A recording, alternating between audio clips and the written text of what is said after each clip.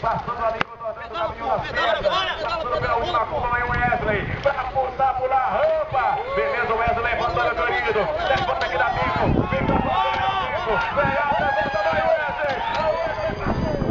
Tá com as pedras, daqui a pouco pegando a última curva. Vamos lá, Ícaro Oliveira, piloto de número 80. Restaurante. Pedala.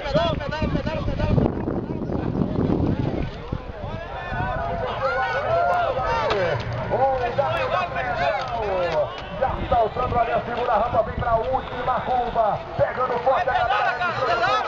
Vem pra última rampa. Não pegou velocidade, mas ainda dá, meu querido, pedala forte. Pedala forte pra chegada. Vem pra fazer um bom tempo. Vamos ver o tempo do Palmeiras. Chegando pra última curva e todo mundo vamos lá, Leonardo Tadeu pedalando forte. E ele pode fazer o melhor tempo. Vem pedalando forte, vem pra pegar a última rampa. Vamos lá. É isso aí, vamos lá. Pedala, meu querido, pedala pra chegada. Vamos lá, Emerson. Pedala forte, meu querido, e agora? Pedalando forte pra fazer o gol na casa do Miguel. Vamos lá, Leonardo Vila Nova. Vamos lá, meu querido, pedalando forte.